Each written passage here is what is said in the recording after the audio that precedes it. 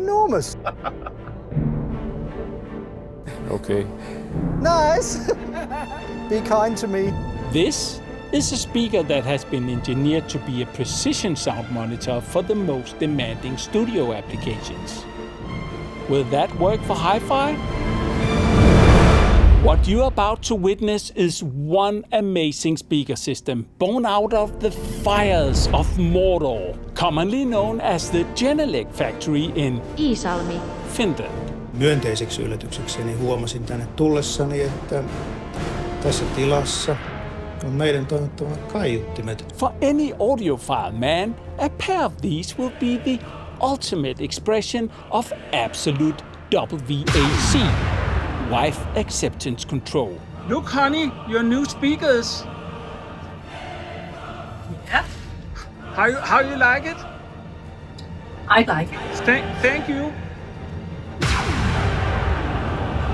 Welcome to the Dream Speaker review series here on Stjernholm Reviews, where brave companies set their best efforts in front of the Stjernholm Reviews listening team for independent review. Listening sessions with different listener profiles bring you as close as possible to the experience of these no-compromise efforts in the spirit of when somebody try hard, we try harder to really do them justice. I've not been able to line up all the speakers we were interested in, as several companies quickly pulled away under a smokescreen of excuses. Thus, rest assured, none of the companies participating here in this series has set any demands. Also, we really appreciate all the access we have been given to the participating companies' best people to help with any questions, setting up, and so on.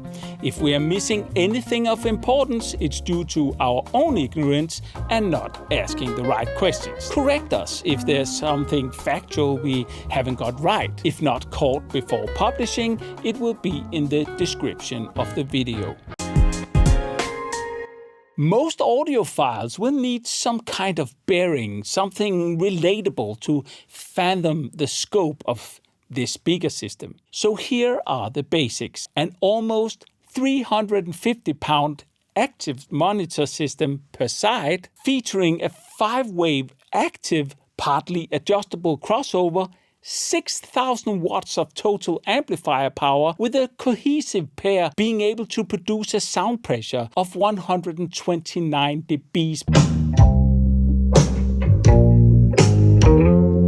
are you hypocrite tonight? Yes, that is jet engine territory output power. Stjernholm Reviews are among the first in the world to actually review these beasts as a part of this Dream Speaker review series, and I'm putting them in front of the listening team in order to make sure we do them justice. The early access also means that the software is still in the last stages of development, a risk I was willing to take. The many innovations in this system includes a point source array acting as a big coaxial driver, making this speaker extremely flexible in the way it can be placed. The sophisticated GLM AutoCal 2 room correction algorithm ensures predictable correction results every time, working with phase and crossover frequencies to optimize the speaker to the room in a number of ways, even battling early reflections. The amazing sound pressure performance capabilities allow for the monitor to be used in big rooms where precision monitoring now can be obtained instead of relying on cruder PA systems. In short, all the headroom you could ever need for the most dynamic reproduction. It's a speaker set to embody everything that Genelec has accumulated over the past 45 years in order to primarily provide professionals with a super accurate and extremely flexible monitor with a gigantic sweet spot delivering accurate sound. The proprietary Genelec amplifiers to drive the entire thing are included as a part of the system and consist of 2 amplifier modules per side, hosting total 5 channels. Both the 2-way coaxial high-frequency driver and the mid-range domes are designed and manufactured by Genelec themselves. Naturally, the specs are madly impressive. In fact, you should use the volume knob with the same caution as you would use the words, Please castrate me. "But Morten, dude," I hear somebody say, why at all review something that is clearly intended as a professional monitor for studios and the like on this audiophile entertainment channel? Well, many audiophiles go for technical precision and consistency. Genelec themselves are considering the 8381A's secondary market being audiophiles. A very interesting construction containing new and old innovations not seen before in combination. For professionals, this could be the high-output precision monitor they have been looking for. And for audiophiles, a form of audiophile experimental sex, as we will learn more about later. That said, in the world of more ultra-high-end audio, the price of a pair of 8381s look like a bargain for what we get here at around 70,000 euros/dollars a pair. In this context, remember that the system also includes 10 channels of amplifications, all the crossovers, DSP and whatnot. This makes these mammoth speakers real contenders for the hearts, ears and soul of any audiophile that likes...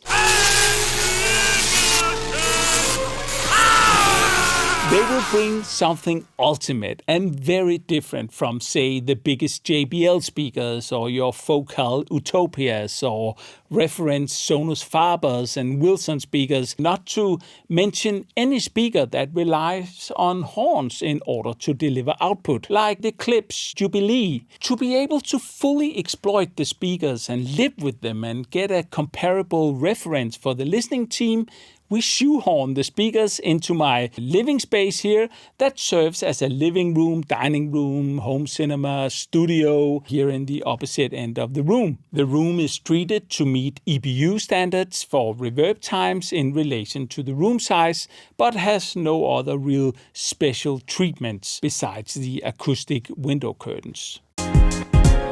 Next, I online consulted the technologist at Genelec, Mr. Thomas Lund, in order to discuss optimal placement, likely issues in the room. After Mr. Lund saw the room, we first decided on keeping the speakers in what is now popularly dubbed as wife space and towed them in a bit to create an intimate listening triangle. Now I already hear all the comments ticking in saying, "You can't do that!"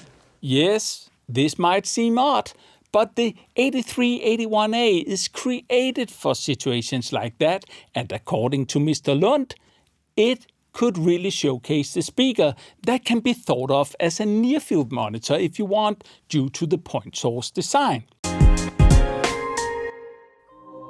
If you want a better way to do things, you have to create something new. We could spend hours talking about the engineering behind this system. So instead, I will just point you to a great presentation that Genelec has on YouTube with the chief engineer Aki Mäkivirta. Thank you. Linked in the description, and just cover the basics here. The key design idea is the point source, a coaxial design basically mounted in a gigantic waveguide where all frequencies radiate from the same point in space. The big benefit of this is a very clean off-axis sound, thus serving a very large listening sweet spot. Perfect for when people need to come together and hear the same thing, like in a studio, or that huge sofa by the pool bar at the mansion. The principle also allows for very precise imaging. The design objective of the 8381A was to create a placement-friendly and super accurate freestanding main monitor that, in combination with the adaptive point source, allows for very flexible listening with mind-blowing dynamic range capability, access to details, and the optimal geometry in the position it is placed. Of course, there were no drivers in existence that could meet the demands for such design, so Genelec naturally developed both the two-way coaxial tweeter and the mid-range domes from scratch in-house, where they also produce them. The attentive viewer should now understand why I like this company. They simply break for nobody and do not accept the status quo. And that, my friends, is how great things come to life. Simple as that.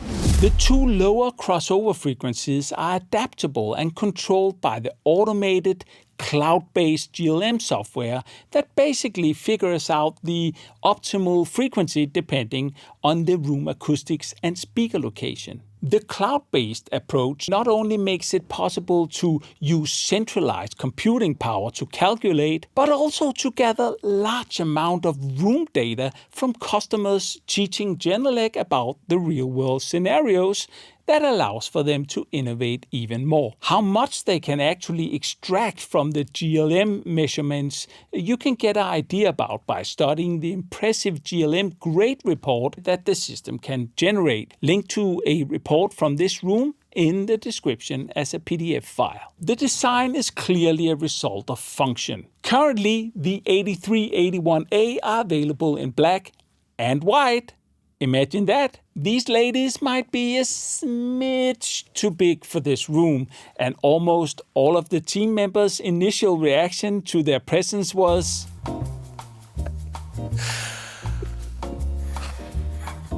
They're enormous. Nice. Be kind to me. Yeah. Okay.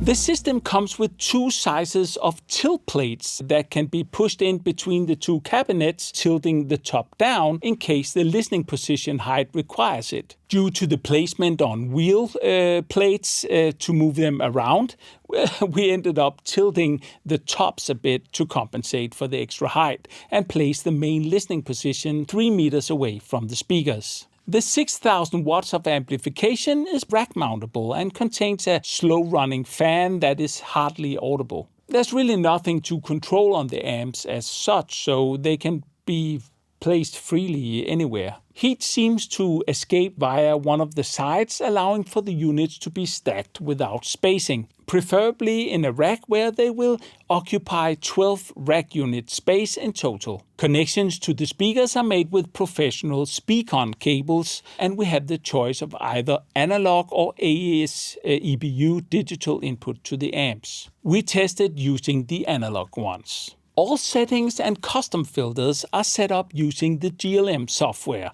and those settings can be stored in the system, so GLM software is not necessarily needed on a daily basis for audiophile use. Multiple calibrations can be switched dynamically via the control software that also makes it easy to calibrate operating levels, soloing, muting of speakers, and much more for professionals. It's also possible to add frequency balance sweetening to the calibration, like applying a tilt curve or to dampen the highest frequencies or adding a bit more low end that many bass heads will like. In fact, everybody likes, now that we're honest. This is a speaker that has been engineered to be a precision sound monitor for the most demanding studio applications. Will that work for hi-fi? What are the advantages and trade-offs? Let's finally start the listening journey and find out. To bring a nuanced justice to the participating speakers, we have formed a listening team of 6 profiles, including myself, ranging from audio professionals to hi-fi enthusiasts, some of which you have met here in other reviews, providing blind listening or second opinions. Not everybody on the team could make it in the time frame we had the speakers for review. All the sessions are conducted individually with the participants' own music, and no findings are shared between the members. Neither do I share any impressions, but the intentions of the construction in order for the listening team to investigate the claims made by the manufacturer. Several listening positions was established in the room so the listener could move around and hear if the design objectives is working. Before the start of each listening session, I do a safety briefing. Yes. Silverback team, you're among the finest listeners in the world. But make no mistake, gentlemen, you're now in harm's way. This is currently the single most dangerous object in the world. It's in control of unbelievable forces. The moment you lose respect for this, it can and it will destroy the only body part you care for as audiophiles. You got that, maggots? Good. So let's do some elite listening. Shall we, gentlemen? Mount up.